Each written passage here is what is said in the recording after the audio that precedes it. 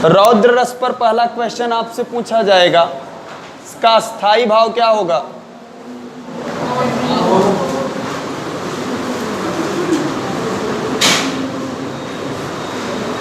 स्थायी भाव क्रोध है। तो क्रोध कब उत्पन्न होता है?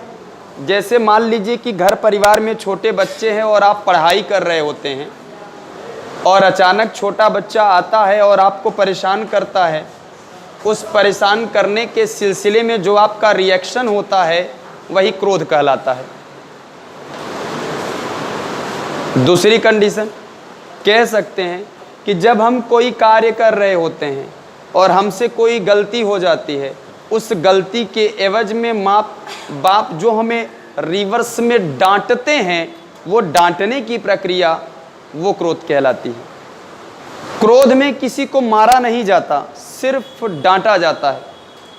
तो आप ऐसे परिभाषा के तौर पर समझ सकते हैं कि यदि किसी पंक्ति में यह भाव दर्शाया गया हो कि किसी से कोई गलती हुई है और उस गलती के एवज में जो सामने वाला रूप प्रकट करता है वही रौद्र कहलाता है।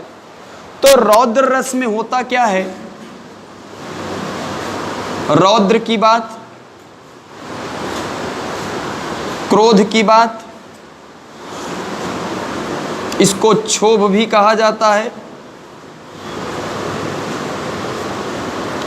गुस्सा कहा जाता है, गांव में इसको रिस के नाम से जाना जाता है। रिस माने भी होता है क्रोध करना। और इन सब सिलसिले में होना क्या है? तोड़ने की बात और फोड़ने की बात की जाती है।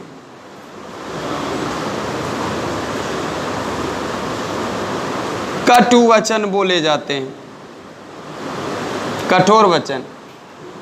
और इन सभी शब्द शैली में से अगर कोई भी शब्द अगर पंक्ति में विद्यमान है तो आप क्या जान लीजिए वहाँ क्या हो जाएगा? रौद्र रस हो जाएगा। मैं पंक्ति बोलूँगा, अर्थ आता हो ना आता हो ये तुरंत डिक्टो काम करेगा।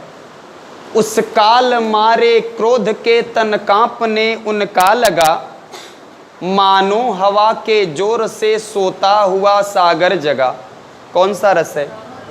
क्यों है? क्योंकि उस काल मारे क्रोध के तन कांपने उनका लगा।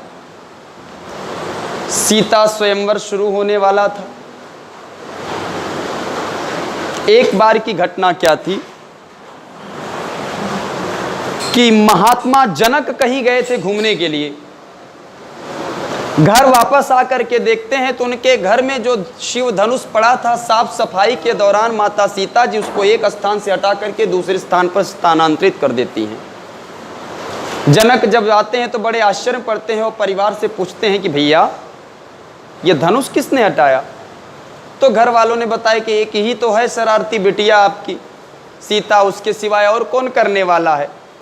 उनके मन में एक बुरा विचार कौंध जाता है, अरे मेरी बिटिया तो बाहुबली है, इसके लिए बाहुबली दामाद चाहिए।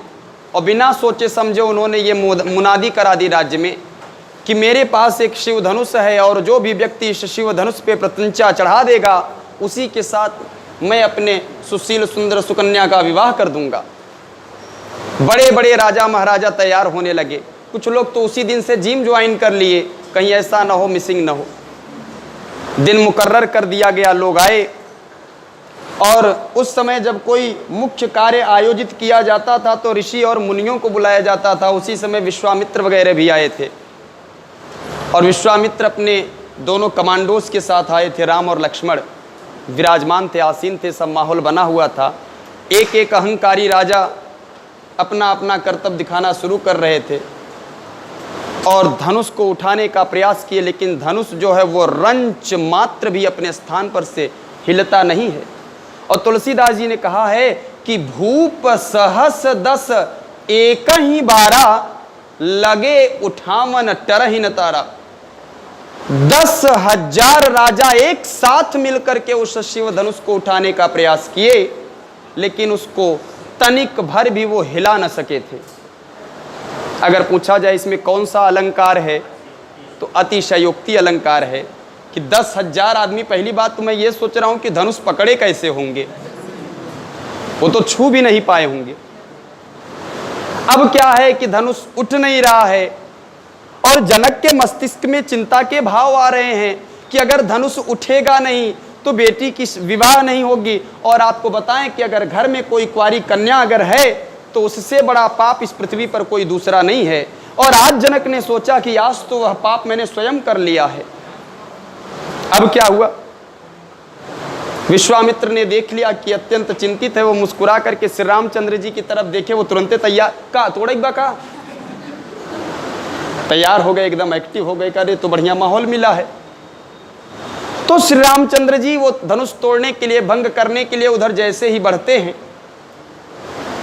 जनक कहते ठहरो, क्या मुनिश्रेष्ठ, क्यों इस बालक को जो है ऐसा कार्य करने के लिए प्रेरित कर रहे हैं जो कर ही नहीं सकता।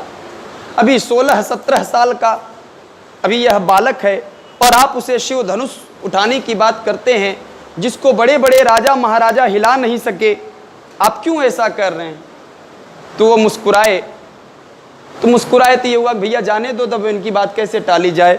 और श्री रामचंद्र जी आते हैं और धनुष उठाते। और एक आश्चर्य की बात मैं आपको बता दूं, विश्वास भले ही नहीं होगा, मैं होता तो उठा लेता। और ये मत सोचिए कि मैं कह रहा हूं इसलिए, मैं अभी सिद्ध करूंगा कि मैं क्यों उठा लेता, उसके पीछे की वजह भी मैं बता दे रहा हूं।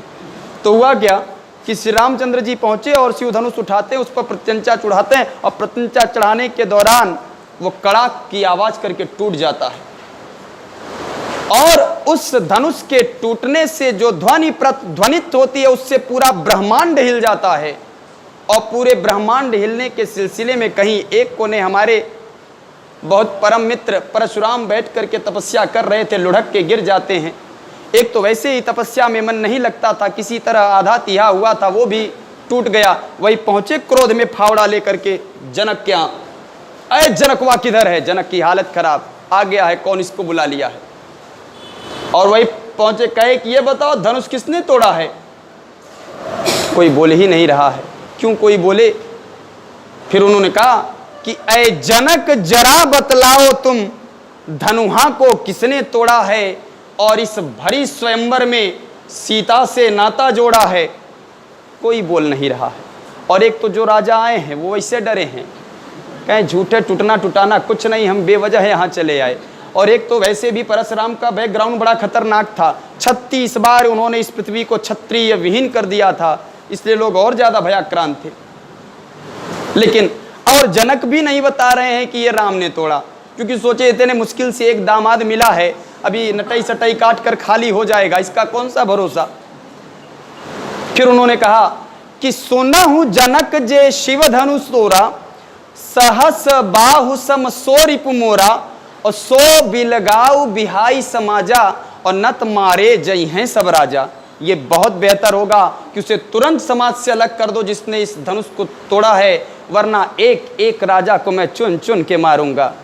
इतना सुनते ही राजा का हार्ट फेल होने लगा। एक बहुत कमजोर दिल का था, उसने कहा सिना बता कहने देता तो ही तोड़े है यार। उसके बाद जब देखे कि समा बहुत बिगड़ रही तो स्वयं वो आगे चले आते हैं। उन्होंने कहा प्रभु हे मुनिश्रेष्ठ, यह अपराध मुझसे ही हो गया है और मैं क्या करता, धनुष उठा रहा था, प्रत्यंचा चढ़ा रहा था, धनुष तो कमजोर था, वो टूट, कमजोर था धनुष जिसे बड़े बड़े महारथी उठा नहीं सके और आप उसे कमजोर की बात कर रहे हैं। तो यहां पर जब परशुराम एंट्री करते हैं और वो जो क्रोध में बोलते हैं, वो श्री रामचंद्र जी के द्वारा एक अपराध कर दिया गया है और उस अपराध के एवज में दंड देने के लिए वो यहाँ उपस्थित हुए थे। और दंड देने की प्रक्रिया में भी क्या हो जाता है, रौद्र रस हो जाता है। तो किसी को जान से मारने की अगर धमकी भी दी जाए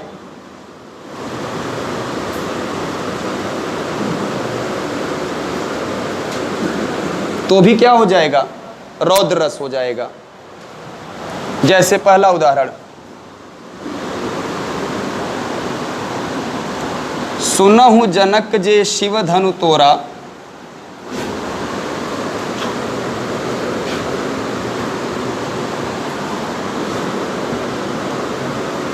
सहस बाहु सम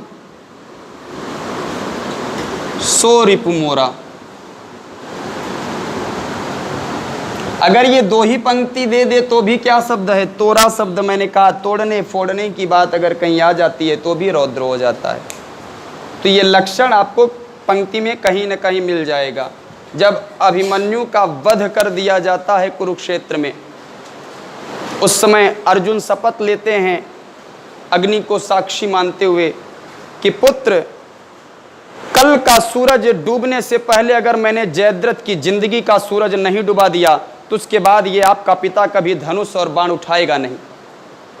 और उन्होंने कहा कि सुर नर असुर गंधर्व किन्नर आदि कोई भी कहीं, और कल शाम तक मुझसे जयद्रथ को बचा सकता नहीं।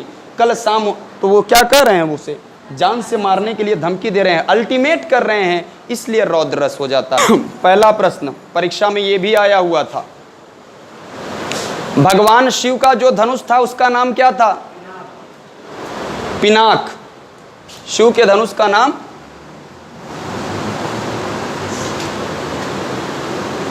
अर्जुन के धनुष का नाम?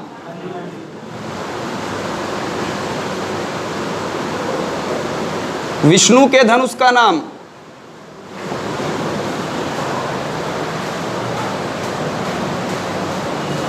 सारंग की हवेली में आने वालों के पांव के निशान तो मिलते हैं लेकिन जाने वालों के नहीं।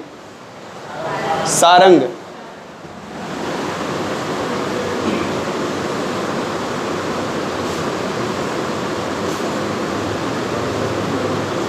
राम के धनुष का नाम क्या था? कोदंड।